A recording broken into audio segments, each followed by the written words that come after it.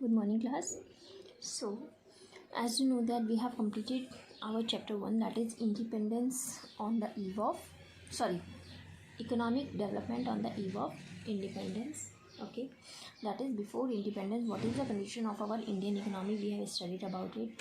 So what is the condition of education, what is the condition of agriculture, infrastructure? We all have studied in the previous lectures. Okay, so now we are starting our new chapter, that is chapter 2, 5-year plans in India, goals and achievement. This is the second chapter, and from this book unit first includes only chapter 1 and chapter 2, that is this chapter till this chapter. Okay, so this is your lecture 1 on this chapter.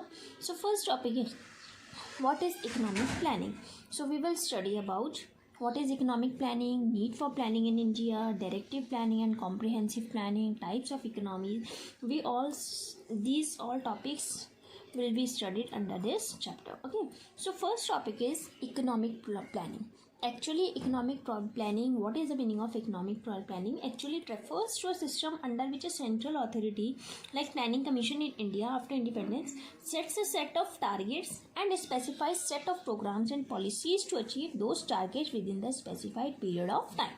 Okay, इसका मतलब जो central authority होती है वो क्या करता है, targets को फिक्स कर देता है और प्रोग्राम्स को कि कैसे उन टारगेट्स को हमने अचीव करना है with in a specific period of time. Okay, so the principal focus is on the rational management of the scarce resources. That is, the resources are to be so rationally optimally utilized हो सकते हैं that the social welfare is maximized along with GDP growth. Okay, now next one is need for planning in India. We are saying that planning is necessary. So what is the need for planning in India? Okay, actually in India the idea of economic planning now become a reality.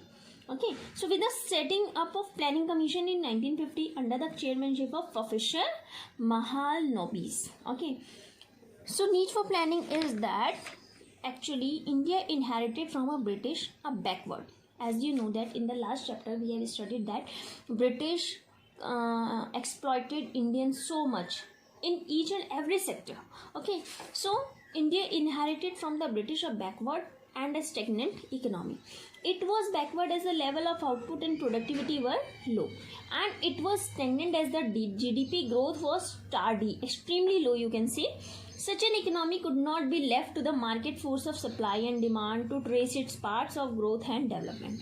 Actually, it needed a big part to investment, which can be supported by the government. Okay, because investment should be in the large amount, so it can only be supported by the government. Okay, so hence the recourse to economic problem. Is it clear? Or you can say that planning is needed in India. Fine. Next one is directive planning and comprehensive planning. Actually, planning is of two types. First one is directive and second one is comprehensive. As I am saying that planning, so planning is classified into two categories. First one is directive and second one is comprehensive. Okay, so under directive planning, it refers to a system in which planning is introduced just to direct the forces of supply and demand so that the system does not go wayward from the state of equilibrium, कि जो equilibrium है उससे दूर ना जाए. In such a planning, there is no direct participation of the state in the process of growth. कोई participation नहीं होता. It is more like directing the private sector with regard to a set of do's and don'ts, so that the national interest does not suffer. Okay, so individual actually gains are allowed to be maximized. The main focus is to maximize the individual gains. Actually, directive planning is pursued in capitalist economies. I will tell you the types of economies. Okay, so directive planning is pursued in only capitalist economies. Next one is comprehensive planning. So next one is comprehensive planning. Actually, on the other hand, if we are talking about comprehensive planning, so it refers to a system in which government herself participate in the process of growth and development. Okay, so comprehensive planning, actually it is pursued in socialist economy as well as mixed economy. Okay, as I told you, in capitalist economy, capitalist directive planning is pursued in capitalism. So capitalist economy is that economy in which means of production are owned by the individuals, and the individuals are free to take their economic decisions as guided by the principle of profit maximization. Okay, but in social, or you can say mix economy like India, जहाँ पे private और public sector दोनों exist करते हैं, ठीक है ना. Now next one is we are talking about types of economies. Actually, economies are divided into 3 categories. That is, first one is capitalist, second one is socialist, and next one is mixed economy. Okay, so capitalist economy. What is capitalist economy? See, so first we are talking about capitalist economy. So capitalist economy is defined as the one in which means of production are owned by the individuals and the individuals are free to take their economic decisions. Okay, there is no role of government. Actually, individual take according their decisions according to them. Okay, there is private ownership of the means of production. Means of production are used in a manner such that profits are maximized. The role of the government is largely confined to the maintenance of law and defense of the country. जो role होता है government का वो सिर्फ यहीं तक होता है कि उन्होंने लॉ और ऑर्डर को रखना है और डिफेंस ऑफ द कंट्री के लिए रखना है, ठीक है. इसके फीचर्स ही होते हैं कैपिटलिस्ट में. इंडिविजुअल्स अपने अकॉर्डिंग क्या करते हैं, यहाँ पे डिसीजंस लेते हैं. मेरिट क्या है इसका? The principal merit of the system is that it promotes self interest, profits are maximise and GDP growth is accelerated. But with merit it has also some demerits, that according to the system, if we are saying that it ignores collectively interests of the society, because individuals thinks according to them. They are just their main focus is to maximize their profit. Okay, they doesn't think about the society. So it ignores collective interest of the society. Only those goods are produced which yield high profits. सिर्फ वही goods produce होते हैं जिनसे उनको high profit मिल रहा है. वो ये नहीं देखना है कि लोगों की कितनी डिमांड है, किस चीज़ों की डिमांड आ रही है, लेकिन उनको जिससे प्रॉफिट मिल रहा है वो उस चीज़ को प्रोड्यूस करते हैं. Accordingly production is directed to satisfy the needs of the rich. The poor people suffers deprivation. There is growth without social justice. So is it clear? What are the features of capitalist economy? There is a private ownership of the means of production. Means of production are used in a manner such that the profits are maximized, and the role of the government is largely confined to the maintenance of law and order and defense of the country. So these are the features of capitalist economy. Now our next topic is socialist economy.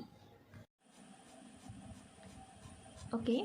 So next one is socialist economy. Actually, socialist economy is that system in which all decisions are taken by the government. Whatever decisions that regarding production, selling, all decisions are taken by the government. In this system, actually, government decides what goods are to be produced in accordance with the needs of the society. Firstly, like I have already told you in class 11 that there are 3 central problems in the economy. 3 central problems in the economy. What are these? First one is what to produce. Second one is how to produce.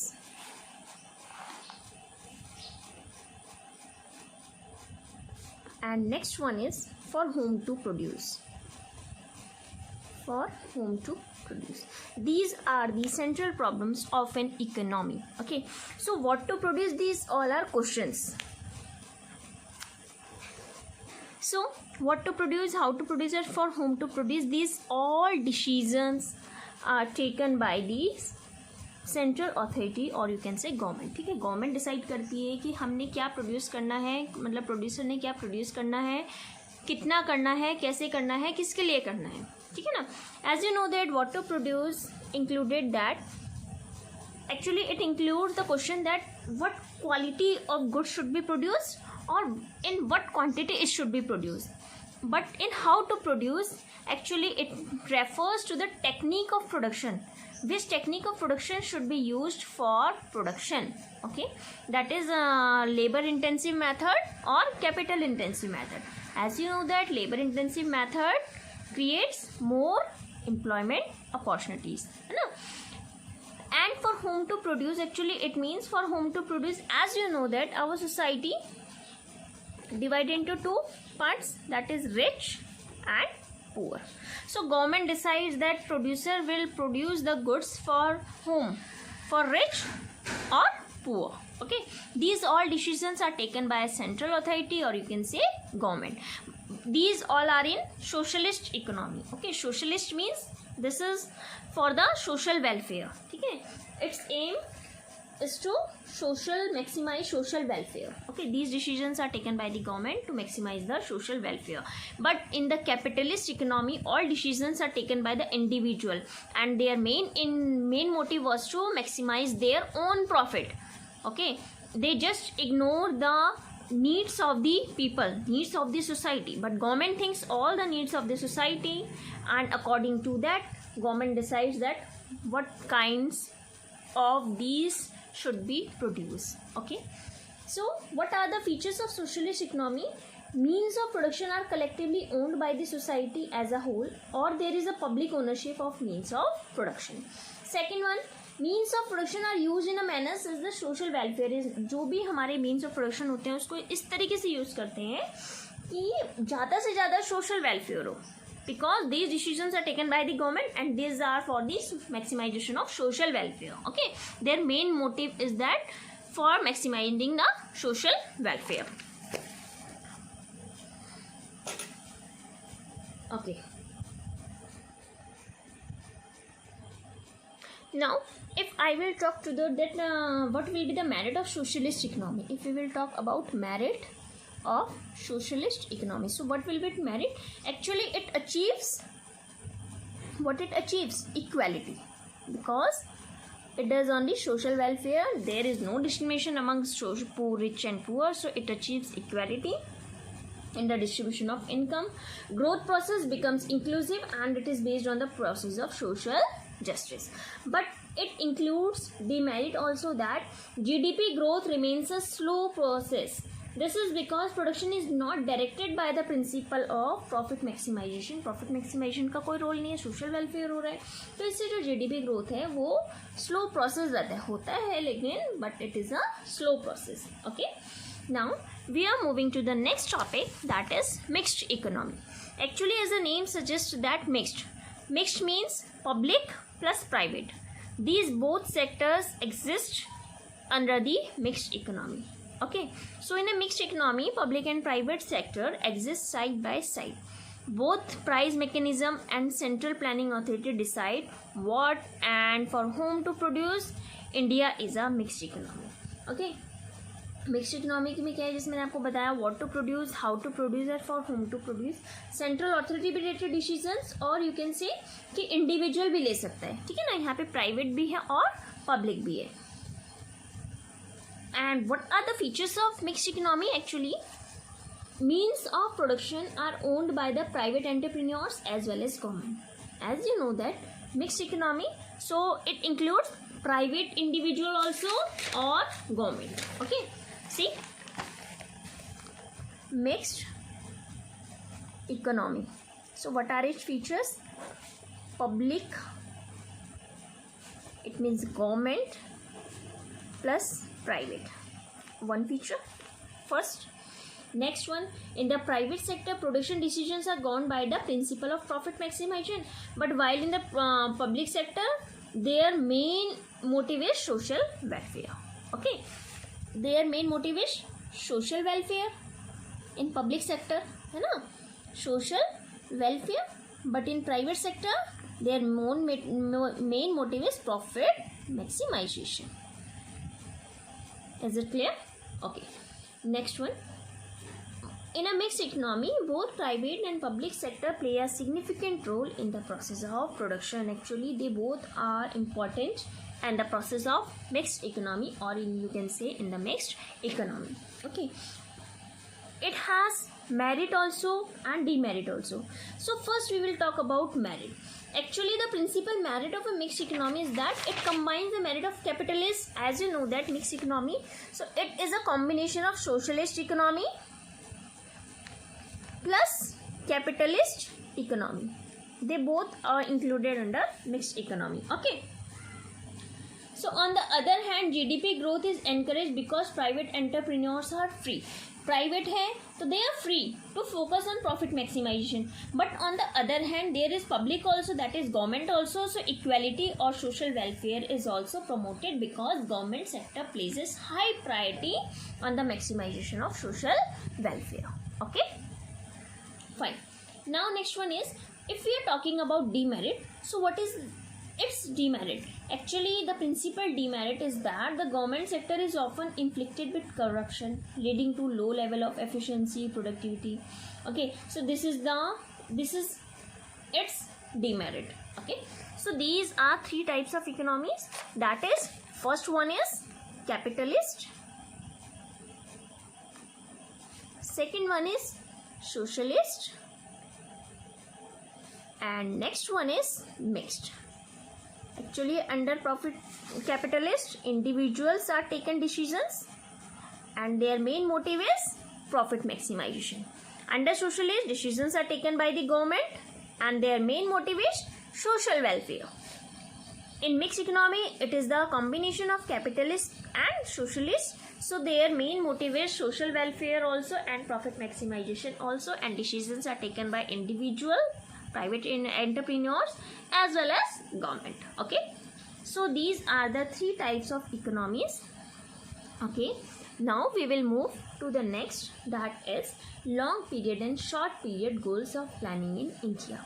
Actually, first I am just telling you what are the goals, long period and short period goals of planning in India. Okay, so actually see, goals of planning in India are divided into two categories, that is long period goals and short period goals. Actually, long period goals are common to all the 5-year plans and are therefore studied as common goals of 5-year plans or objective of 5-year plan. Whatever the 5-year plans, they both long period goals are common to all the 5-year plans. But in short period goals, these are plan specific and are generally studied as objectives of plans. Okay, so there are some objectives of long period goals and short period goals, so we will discuss in the next lecture. Okay, now I am just telling you about some that is plans in India. Okay, so just see here that plan and period, what are the plans and period in India. See, plans and period. Okay, what are the plans in India? So first plan,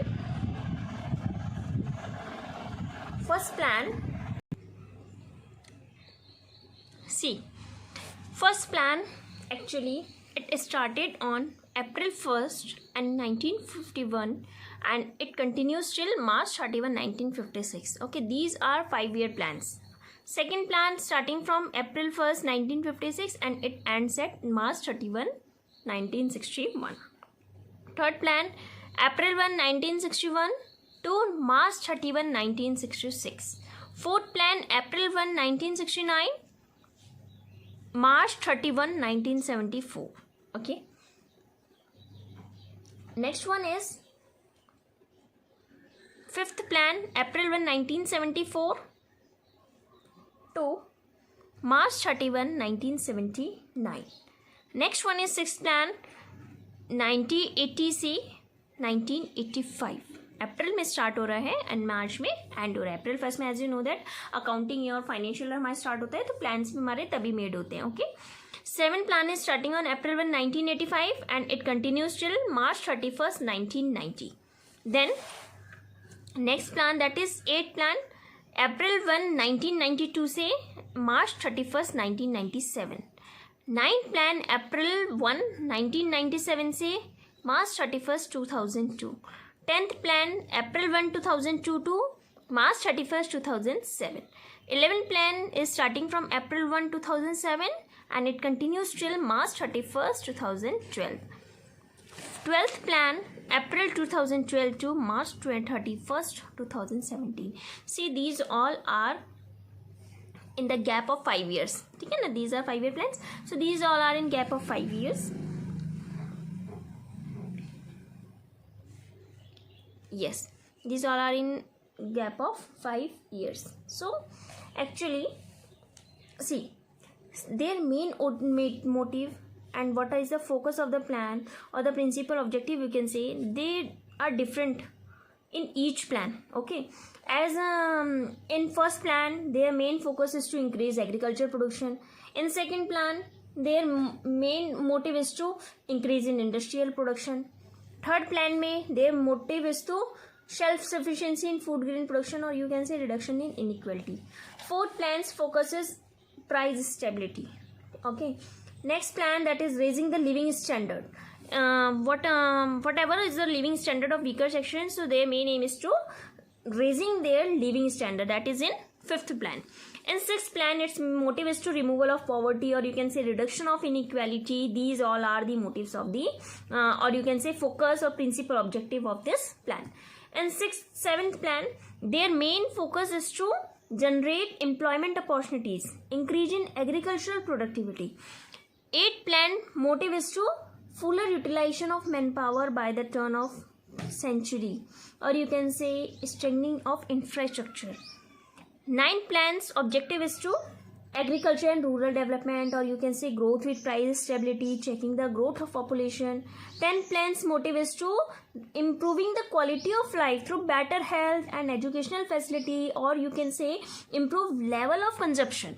Okay, whatever is the level of consumption, their main motive is to, their main objective is to improve that. Okay, in 11th plan, their main motive is to protection of environment, generating high quality of job. And in 12th plan, their main motive is to faster, sustainable and more inclusive growth. So these are your plans. Okay, you have to write these plans in your plans and period in your notebook also. And I will provide the what is the focus of the plan.